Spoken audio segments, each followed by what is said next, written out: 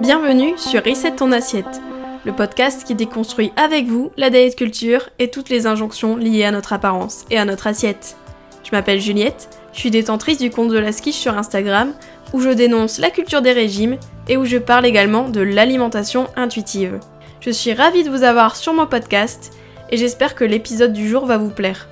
Je vous souhaite une très bonne écoute.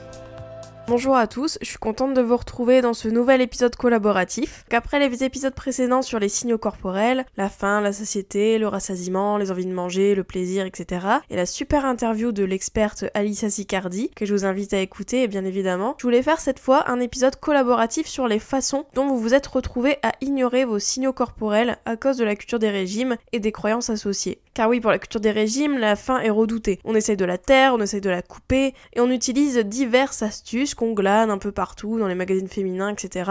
Du type boire de l'eau, etc. afin de se plier aux exigences de la culture des régimes et du culte de la minceur. Tout faire pour éviter de manger, tel est le dada de la culture des régimes. J'ai donc voulu recueillir vos témoignages sur les manières dont vous avez essayé de taire votre corps qui avait faim, et toutes les fois en fait où vous ne l'avez pas écouté, et toutes les fois en fait où vous avez utilisé des stratagèmes, des techniques pour essayer de taire votre faim, et malheureusement c'est souvent des techniques qui au final ne marchent pas vraiment. Et c'est normal. Et en fait, le but, c'est pas qu'on culpabilise en se flagellant, en disant « Oh là là, j'ai pas écouté ma faim, je suis vraiment une mauvaise personne, etc. » Vous savez que je n'aime pas dire ça. Vous savez que je n'aime pas ce côté moralité. Mais en fait, c'est plutôt pour voir en fait à quel point la culture des régimes nous a conditionnés et nous a fait taire nos signaux et nous a vraiment manipulé un peu pour qu'on utilise des stratagèmes pour ne plus écouter notre faim. En fait, je trouve ça intéressant de prendre du recul et de voir à quel point on a pu être influencé et aussi à quel point on a pu s'en détacher et se dire « Waouh, mais c'est fou quand même, avant je faisais ça ». J'arrive pas à y croire.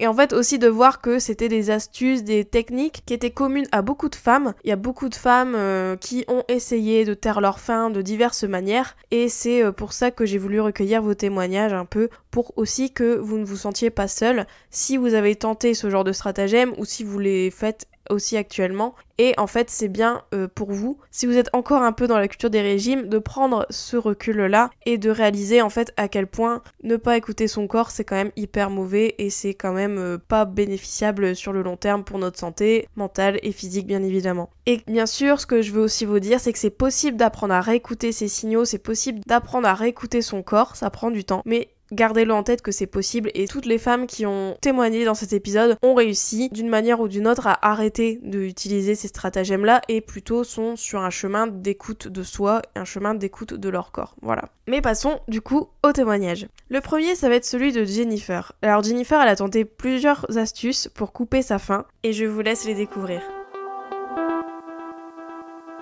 Alors moi j'ai utilisé les chewing-gums, les bonbons sans sucre, les bonbons sucrés tout simplement, les liquides, c'est-à-dire jus de fruits, eau, coca zéro, jus de légumes pour tromper ma faim en pensant que c'était uniquement des envies de manger. Et je me disais c'est toujours mieux que de craquer sur un paquet de biscuits qu'en plus tu vas finir, tu vas pas réussir à te contenter d'un ou deux biscuits, donc il vaut mieux mâcher un chewing-gum ou manger un bonbon, voire manger plusieurs bonbons, c'est pas grave, ce sera toujours ça en moins.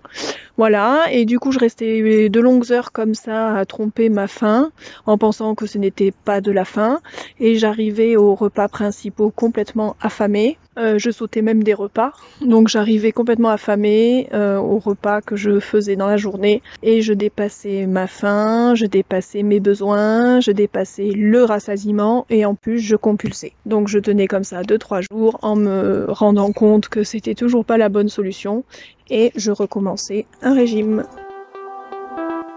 Alors déjà, toutes les astuces que tu as utilisées, c'est vraiment des astuces classiques, je dirais, dans le sens boire de l'eau, manger un chewing-gum, etc. C'est des choses qu'on voit partout, en fait. Dès qu'on a faim, on doit boire. Dès qu'on a faim, on doit manger un chewing-gum. Dès qu'on a faim, on doit éviter à tout prix de manger. Donc là, on retrouve bien ce côté-là, ce côté évitement. Et c'est fou, en fait, qu'on n'arrive plus à se faire confiance au point de se dire que sa faim ne doit pas être entendue. Cette faim ne doit pas être écoutée. Et qu'en fait, c'est juste une envie de manger, entre guillemets. Alors que, à la base, si on a une envie, même si c'est juste une envie de manger et que c'est pas vraiment une faim. Et encore des fois on peut croire qu'on a juste envie de manger, en fait non, c'était une faim, mais dans tous les cas on peut manger, on a le droit de manger, donc on n'a pas besoin d'autorisation. Et puis de toute manière les chewing-gums, les tisanes, etc., ok, ça peut couper votre faim sur l'instant, ça peut vous donner quelque chose pour patienter, je dirais, c'est très mécanique, mais au final le corps n'aura pas son dû et vous le réclamera d'une manière ou d'une autre. Et ce qui est intéressant dans ce témoignage, c'est aussi que tu arrives au repas affamé parce que tu n'as pas écouté ta faim, et donc c'est dans ces repas-là que tu as trop mangé, entre guillemets, tu as plus mangé que tes besoins, alors que si tu t'étais écouté avant, si tu avais écouté ta faim, peut-être que tu arriverais au repas plus sereine, et en fait tu mangerais les quantités que tu as besoin sans forcément en manger plus, en fait. Donc du coup c'est au final contre-productif parce que on évite à un moment donné de manger, mais au final ça se répercute sur un autre repas ou sur un autre moment de la journée. Donc bon, est-ce que ça sert à rien?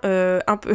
Et puis surtout ce qui est intéressant aussi, c'est que tu dis que tu compulsais, et en fait tout ça c'était en réponse à la restriction, c'est le fait que comme t'as pas écouté ta faim, comme t'étais en restriction, ça devient une compulsion, ça devient des moments où tu vas plus manger, donc c'est carrément normal et c'est carrément physiologique en fait. Mais la diet culture va nous faire culpabiliser en nous disant que c'était notre volonté et que on a compulsé, on n'aurait pas dû, on a trop mangé, on n'aurait pas dû, etc. Alors que c'est à cause d'elle, c'est à cause de la diet culture et toutes ces astuces à 2 balles que tu te retrouves dans un état où tu as très faim. Donc merci la diet culture. Et en plus après ça te donne envie de refaire un régime, ce qui est au final voilà, c'est rajouter de l'huile encore sur le feu. En tout cas je sais que tu as un rapport plus serein maintenant à la nourriture et c'est tant mieux quand même. Pour le deuxième témoignage, nous allons écouter quelqu'un qui aussi a utilisé les fameuses tisanes, les fameuses tasses de thé, etc. pour couper sa faim. Je vous laisse l'écouter. Bonjour, je m'appelle Jeanne et j'ai vécu 2 ans d'anorexie. Donc je voulais partager mon astuce coupe-faim. Donc mon astuce pour tromper la faim était de boire de la tisane, que ce soit entre les repas pour pallier au petit creux ou à la fin du repas pour me sentir pleine et tromper ma satiété. Au début de ma chute dans la diète culture, j'avais entendu dire que boire du thé vert sans sucre était excellent pour la santé. Alors j'ai essayé, mais je n'aimais pas vraiment ça. Par la suite, j'ai entendu dans une vidéo YouTube que boire une boisson chaude comme des tisanes ou infusions, sans sucre évidemment, évitait de fixer des graisses après un repas. Alors je me suis mise à boire des infusions après chaque repas. C'est vite devenu une habitude indispensable pour moi. L'infusion, couplée à une énorme pomme sélectionnée pour sa taille, était mon moyen de finir un repas l'estomac bien rempli, alors que je n'avais pas atteint le rassasiement. Par ailleurs, dès que j'avais faim entre les repas, ma tisane était ma roue de secours. Parfois accompagnée d'une pomme, quand vraiment la faim était trop intense, mais manger même une pomme était pour moi un craquage. Au moment où mon trouble du comportement alimentaire était plus fort, je pouvais boire 5 à 6 tasses de tisane par jour dans une grande tasse de presque 500 ml et quand je ne pouvais pas me faire d'infusion, je buvais la même quantité d'eau. Je savais que c'était énorme, je pouvais me lever 3 fois dans une nuit pour aller aux toilettes, mais je pensais être dans le vrai, j'étais dans le déni total. Cette habitude s'est arrêtée lorsque j'ai lâché prise sur mon alimentation il y a quelques mois. Je suis entrée dans une faim extrême qui me faisait manger à longueur de journée des quantités si importantes de nourriture qu'il n'y avait même plus de place dans mon estomac pour quelques gorgées d'eau. Alors, une tasse de tisane, ce n'était même pas envisageable. Aujourd'hui, je bois rarement des infusions, sauf quand l'envie me prend. C'est une boisson que j'apprécie encore et je pense que cela me fera du bien d'en boire à nouveau cet hiver, mais pas dans le but de tromper ma faim. Merci beaucoup Jeanne pour ton témoignage qui je pense va parler à beaucoup de monde parce que c'est quand même un conseil qu'on retrouve beaucoup de boire des boissons chaudes pour couper notre faim, pour caler le petit creux, etc. Et en plus c'est hyper parlant ton témoignage parce que tu dis bien que t'as trouvé ce genre d'astuce sur YouTube en suivant des vidéos, voilà, le thé, etc. C'est réputé pour ceci, pour cela. Et en fait là ça montre bien à quel point on peut être influencé aussi et à quel point on peut adopter des croyances qui ne sont pas les nôtres, mais que voilà on voit dans des vidéos, on voit dans des magazines, etc. Et on en fait les nôtres en fait, on se dit ok bah moi je vais faire ça, je vais boire ceci, cela, alors que ça se trouve t'aimes pas trop, et toi c'était le cas avec le thé, tu n'aimais pas ça, donc c'est quand même dommage de boire des boissons qu'on n'aime pas, c'est ça je le dis toujours, hein, de manger ou boire des aliments qu'on n'aime pas c'est quand même assez problématique, hein, voilà c'est quand même assez dommage. Et quand tu parles des infusions, tout ça pour caler tes petits creux, moi-même je faisais ça à un moment donné, et je buvais beaucoup de tisane comme toi, peut-être pas à cette fréquence là, mais quand même pareil, après le repas c'était une manière en fait de sceller un peu le repas en disant voilà le bon packaging, hop on met la petite tisane, bim bam boum, c'est fini, ça marque vraiment la fin du repas. Et en fait maintenant j'en bois quasi plus de tisane, je suis un peu comme toi, en fait je pense qu'à un moment donné j'en ai trop bu et c'est trop associé en fait à un peu mon alimentation troublée quand vraiment voilà je voulais manger un peu le moins possible et du coup j'essayais de me caler ou j'essayais de finir vraiment mon repas de manière à ce que je mange plus, mais au final voilà c'est quand même un peu toujours des camouflages camouflage de faim, au camouflage de rassasiement pas atteint, un peu comme ce que tu décrivais. Et aussi ce qui m'a marqué, c'est quand tu disais en fait que tu prenais une pomme un peu pour te caler. Moi aussi la pomme, à un moment donné, c'était un peu mon dessert fétiche parce que pareil, je me disais ça me fait un fruit et en même temps la pomme c'est quand même réputé coupe-faim pour les fibres, etc. Et du coup je mangeais pas mal de pommes. Et maintenant je mange bien moins de pommes qu'avant et je pense que c'est lié pareil pour les tisanes en fait. Je pense que maintenant la pomme, et je suis sûre qu'il y a beaucoup de femmes qui m'écoutent là actuellement qui se disent mais pareil moi aussi les pommes je peux plus les voir en peinture, mais je pense que les pommes c'est hyper associé quand même au régime, c'est un peu associé très diet culture, ce qui est dommage parce que moi j'aime bien les pommes en fait de base, mais c'est vrai que ce côté là et ce côté que j'ai un peu trop consommé de pommes à un moment donné fait que maintenant j'ai un peu plus de mal, je dirais, à manger une pomme parce qu'en fait ça va me rappeler ça quand j'essayais de tromper un peu ma faim, d'anticiper mon rassasiement, etc. avec des pommes, donc pareil. Mais c'est bien maintenant que t'aies eu cette prise de conscience et que désormais tu peux consommer des boissons chaudes ou que tu vas consommer des boissons chaudes pour l'hiver qui arrive sans forcément le corréler à un moyen de couper la faim ou un moyen de tromper sa satiété, tromper son rassasiement, etc. Donc bravo à toi pour cette prise de conscience. Pour ce nouveau témoignage, on va écouter Éléonore qui utilisait une autre manière pour couper sa faim, qui n'est pas de l'eau, qui n'est pas des chewing-gums, etc., mais autre chose. Donc voilà, je pense que j'ai assez mis de suspense et je vous laisse avec son témoignage. Alors, mon astuce à moi pour tromper la faim, c'était de faire du sport. Ça peut paraître bizarre car le cortisol augmente normalement la sensation de faim. En fait, je m'en suis rendu compte quand j'ai commencé à compenser immédiatement ce que je comptais manger juste après. Et comme la sensation de faim était moins présente, du moins la faim physique, la faim mentale, elle, ne part jamais, eh bien, je diminue un peu la portion prévue à l'origine. Je ne savais pas que c'était une vraie méthode minceur. Je m'en suis rendu compte seulement en phase de guérison, en me renseignant justement sur la diète culture. En fait, pendant ma période de régime, j'étais pas vraiment dans la culture des régimes, j'étais vraiment purement dans la restriction calorique. Et du coup, je faisais mes déductions moi-même de façon empirique. Et c'est là qu'on se rend compte que les astuces se recoupent finalement sans avoir forcément de points d'information, on va dire. Du coup, oui, c'était mon astuce. Perte de poids, perte de joie de vivre surtout, je pense. Merci Éléonore. C'est vrai que le sport est quand même réputé pour couper la faim mécaniquement en fait. C'est vrai que par exemple vous allez revenir de votre sport, de votre séance de sport et vous n'allez pas forcément avoir faim tout de suite. Votre faim va peut-être venir plus tard. Ou votre faim va pas forcément être une grande faim, même si vous avez fait du sport avant. C'est vrai que ça arrive. Moi, ça me fait le coup quand je fais du sport. Souvent, ça me coupe la faim, mais je sais que c'est temporaire et qu'après, je vais avoir faim. Et peut-être plus tard, en fait, l'activité physique que je vais faire, elle va se répercuter peut-être plus tard sur d'autres repas plutôt que le repas tout de suite après. Donc c'est vrai que c'est une astuce entre guillemets, mais au final le corps a quand même besoin d'énergie, même s'il n'a pas faim temporairement après le sport, et à un moment donné il va vous le réclamer d'une manière ou d'une autre. Donc ça peut être très bien le repas d'après ou bien les repas prochains. Mais c'est important en tout cas que si vous faites du sport, de bien nourrir votre corps après, parce qu'en fait si vous n'avez pas très faim après le sport, c'est justement comme tu disais pour le cortisol, ça peut augmenter la faim mais ça peut aussi la diminuer, voire la couper. C'est par exemple quand vous êtes stressé, vous avez un examen, etc. Peut-être que vous avez moins faim que d'habitude ou plus du tout faim.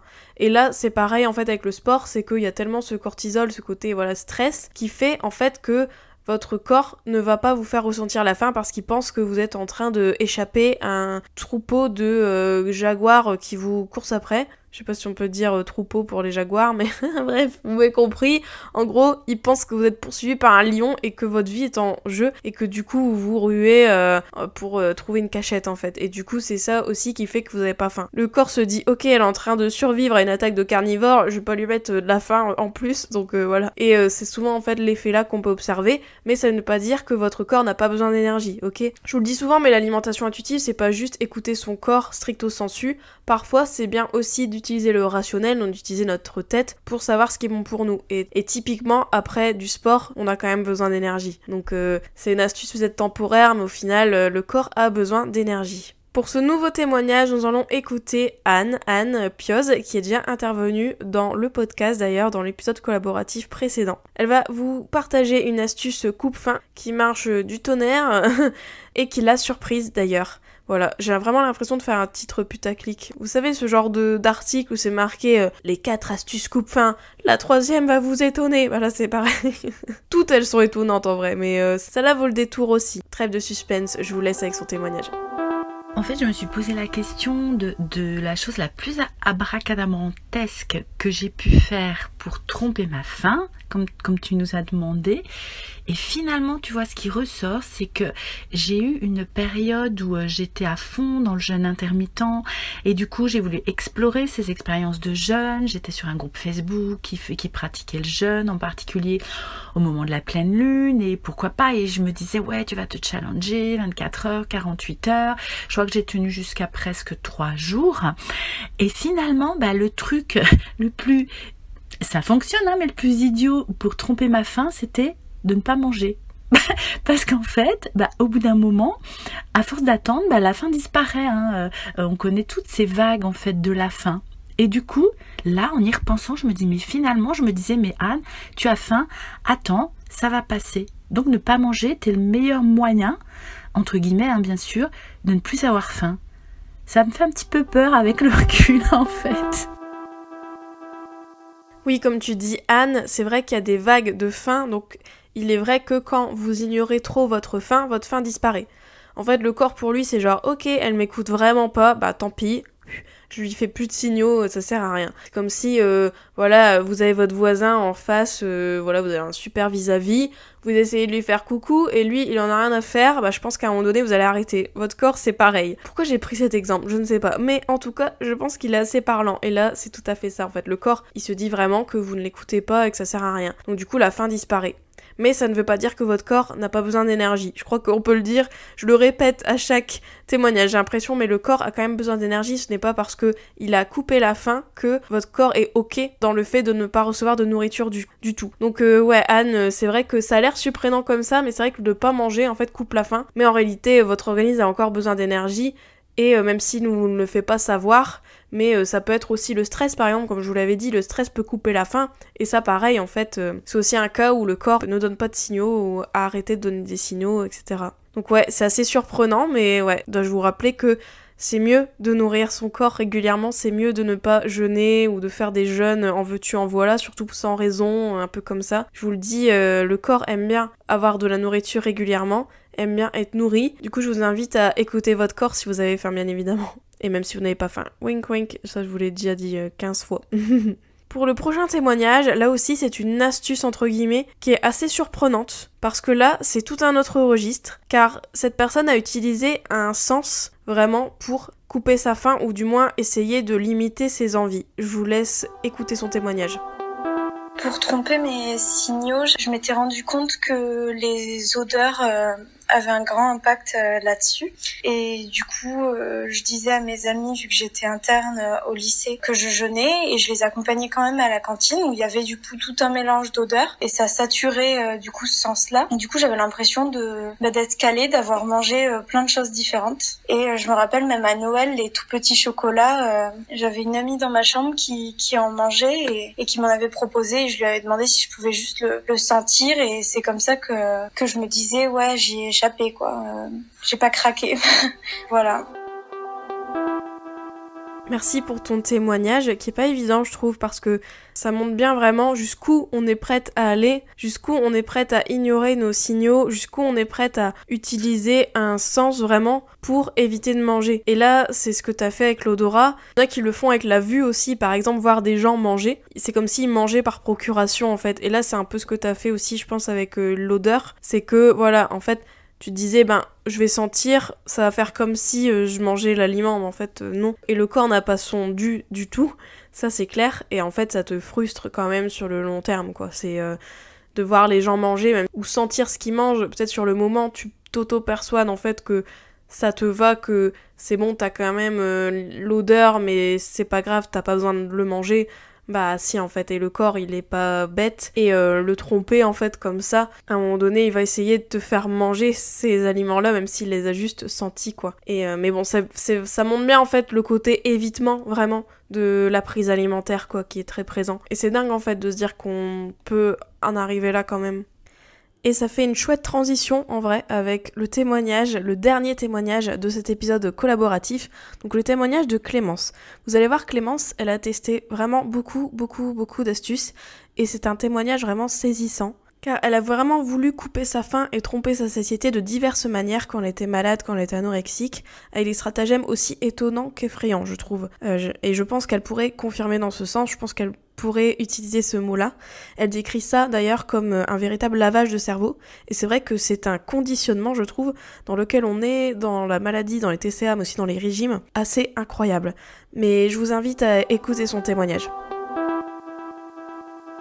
Salut Juliette, alors comme convenu, je t'envoie les petites astuces et super conseils bien dangereux que j'ai pu avoir et que j'ai appliqués pour tromper ma faim, mes sensations de satiété et totalement déstabiliser mon corps finalement. Bien sûr, je commence avec la base où on m'a dit qu'il fallait manger plus d'aliments riches en eau, qui sont donc peu caloriques et qui calent le plus possible, comme les pommes, les crudités et surtout des aliments aussi croquants qui fatiguent la bouche, voilà, les mâchoires et tout.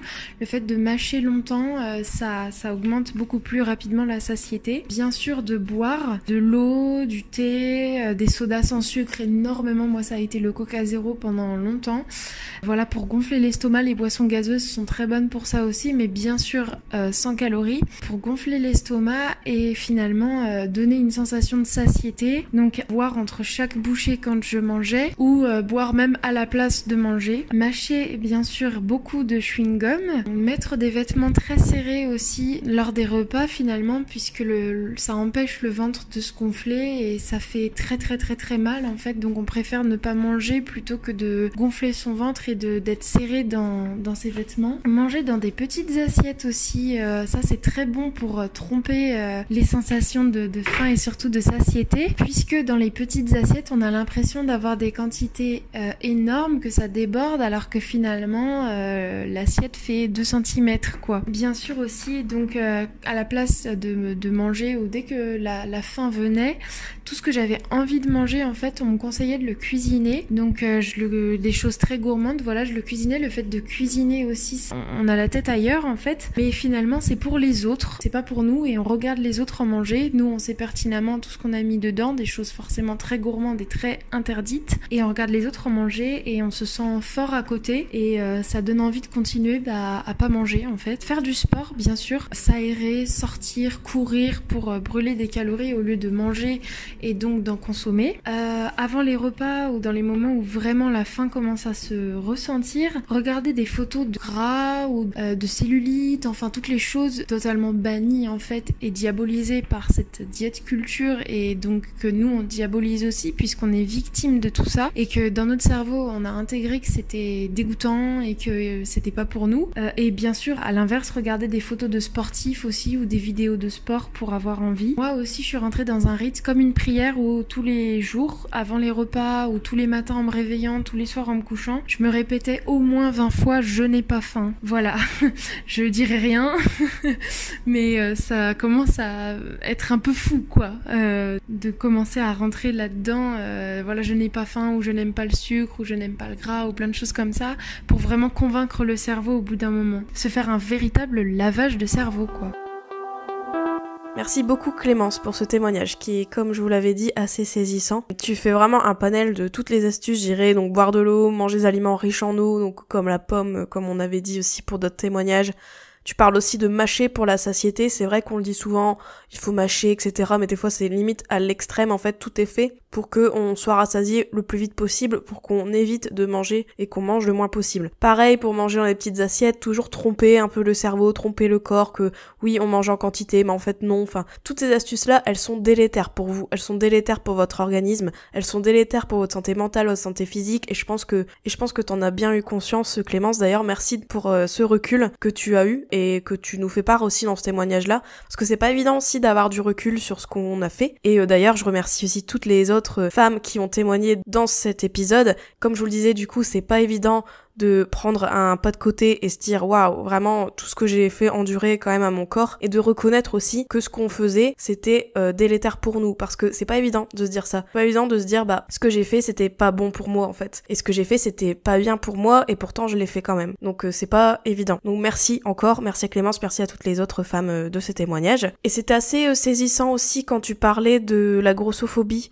enfin du fait de regarder du gras, de la cellulite, etc. pour te convaincre en fait que tu n'as pas faim, pour te convaincre de ne pas manger. C'est quand même assez dingue, assez triste en fait qu'on en soit arrivé là, qu'on en soit arrivé à avoir le corps gros ou à voir aussi toutes les imperfections entre guillemets, je déteste ce mot, mais tout ce que la société essaye de nous faire voir comme étant quelque chose vraiment à éviter. Voilà, des choses vraiment que on doit à tout prix ne pas avoir. Enfin, c'est fou quand même d'avoir cette peur-là, te guide limite dans la non-écoute de toi en fait. Et après, je pense que au final, la grossophobie, la peur de grossir, la peur du corps gros, etc., c'est clair qu'elle motive, je pense, les 3/4 des astuces parce que c'est toujours le fait de moins manger, donc ne pas grossir, bien sûr, bien évidemment, il y a toujours ça en filigrane. Et c'est sur cette peur que la diet culture est basée, vraiment. Et comme tu le dis, de toute manière, tu fais bien le parallèle avec la diet culture qui diabolise, qui interdit tout ça. Et donc c'est fou en fait que cette grossophobie-là, cette diet culture nous invite, nous pousse à ignorer notre corps délibérément pour tout faire pour ne pas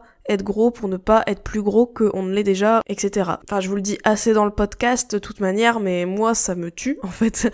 Et là, vraiment ton témoignage, c'est la cerise sur le gâteau, je trouve. Avec cette mise en abîme de la grossophobie, tout ça, et de toutes les astuces que tu as suivies, c'est quand même assez dingue. Donc merci à toi. De toute manière, l'épisode collaboratif se clôture ici. Donc merci beaucoup d'avoir écouté tous ces témoignages. J'espère que ça n'a pas trop trigger, entre guillemets, ça vous a pas déclenché des anciennes croyances, des anciens comportements.